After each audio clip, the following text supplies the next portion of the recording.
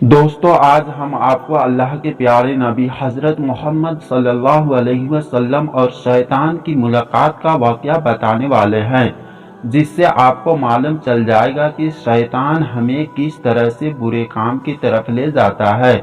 اللہ کے نبی اور شیطان کے بیچ کیا کیا باتیں ہوئی تھی، کیا سوالات اور کیا جواب ہوئے تھے، وہ سب کچھ آج ہم آپ کو بتائیں گے۔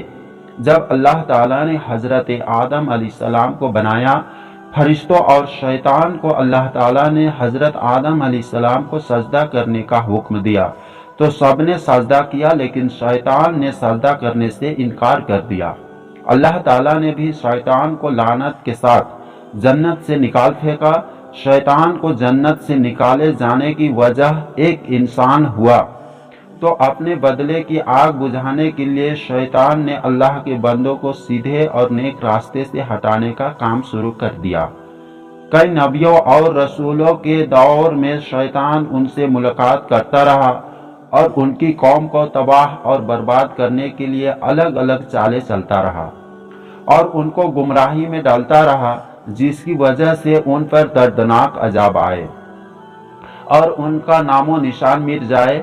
ایک مرتبہ جب حضرت موسیٰ علیہ السلام سے شیطان کی ملاقات ہوئی تو شیطان نے حضرت موسیٰ علیہ السلام سے کہا، اے موسیٰ، اللہ تعالیٰ نے آپ کو اپنے رسالت کے لیے اپنا نبی بنا کر آپ کو دنیا میں بھیجا ہے اور آپ اللہ تعالیٰ سے باتیں بھی کیا کرتے ہیں۔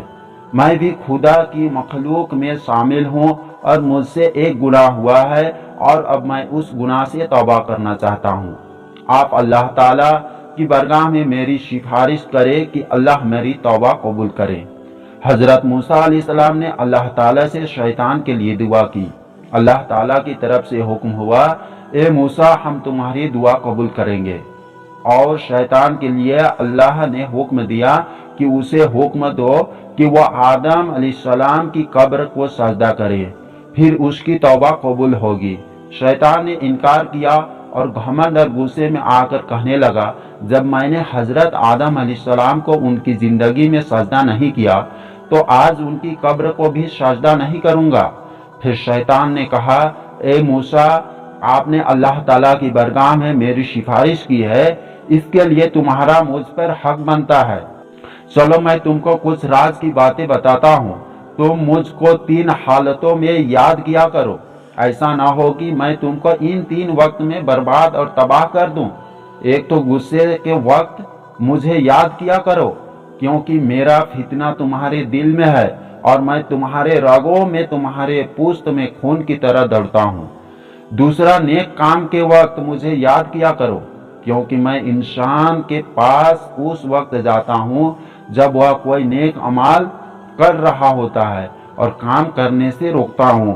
تیسرا، غیر عورت کے پاس بیٹھنے سے بچو، کیونکہ میں اس وقت سب سے زیادہ وسوسے انسان کے دل میں ڈالتا ہوں جب وہ کسی غیر محرم کے ساتھ ہوتا ہے۔ حضرت ابن عباس رضی اللہ تعالی عنہ فرماتے ہیں، حضرت محمد صلی اللہ علیہ وسلم مسجد سے باہر نکلے تو وہاں شیطان کھڑا ہوا تھا۔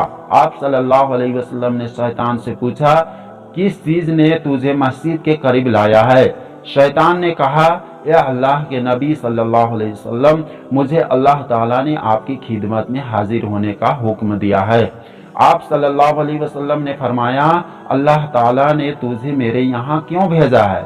شیطان نے کہا، تاکہ آپ مجھ سے کچھ سوال پوچھے۔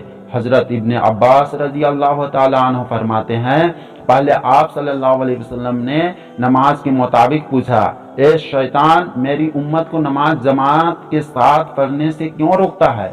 شیطان نے عرض کیا، حضور، جس وقت آپ کا کوئی امتی جماعت کے ساتھ نماز پڑھنے کے لیے گھر سے باہر نکالتا ہے تو مجھے ایک بیماری گھیر لیتی ہے، جب تک وہ واپس نہیں ہوتا میں اسی بیماری میں پریشان رہتا ہوں۔ پھر آپ صلی اللہ علیہ وسلم نے پوچھا، تو ان کو علم حاصل کرنے اور دعا مانگنے سے کیوں روکتا ہے؟ شیطان نے عرض کیا، جب کوئی شخص اپنے رب سے فریاد کرتا ہے تو میں اس وقت اندھا اور بہرا ہو جاتا ہوں۔ مجھے اس وقت شفا سکون ملتا ہے جب وہ دعا مانگ کر کسی دوسرے کام میں لگ جاتا ہے۔ आप सल्लल्लाहु अलैहि वसल्लम ने शैतान से पूछा, मेरी उम्मत को कुरान पढ़ने से क्यों रोकता है? शैतान ने अर्ज किया, जब वह कुरान पाक पढ़ते हैं तो मैं आग में जलता रहता हूँ। फिर आप अल्लाह के प्यारे नबी हजरत मोहम्मद सल्लल्लाहु अलैहि वसल्लम ने फरमाया, तुम उनको नेक काम करने से क्यों रोकते हो?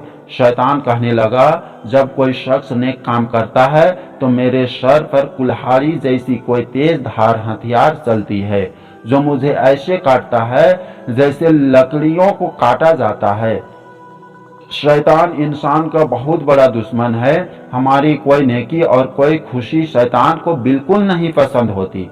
शैतान तो चाहता है जैसे उसे हजरत आदम अलैहिस्सलाम की वजह से जन्नत से निकाला गया था, उसी तरह हजरत आदम अलैहिस्सलाम के औलादों को भी जन्नत में जाने का मौका ना मिले और ये जहन्नम में डाल दिए जाए, जिस तरह शैतान और उसके औलाद को जन्नत में डाल दिए जाएगा। इसलिए शैतान लाख कोशिश करता है कि इंसान को सही रास्ते से भटका दे, बुरे काम की तरफ उसे ले जाए, शराब, जुआ, चोरी, जीना और दूसरे गंदे कामों में उनका ध्यान ले जाए और उनकी आखिरत को बर्बाद कर दे। अल्लाह ताला से दुआ है कि वह हमें शैतान के मकरो फरेब और उसके बुरे चालों से बचाए रखे। आमीन। दोस्तों, यह था हजरत मोहम्मद सल्लल्लाहु अलैहि वसल्लम का वाकया, जिससे हमें ये सबक मिलता है कि जब भी हम कोई नए काम करने की सोचते हैं तो शैतान हमें किस बहकाकर बुरे काम की तरफ ले जाता है। इसी तरह की और जानकारी हासिल करने के लिए हमारे चैनल को सब्सक्राइब करें, वीडियो को लाइक और शेयर जरूर। खुदा हाफिज।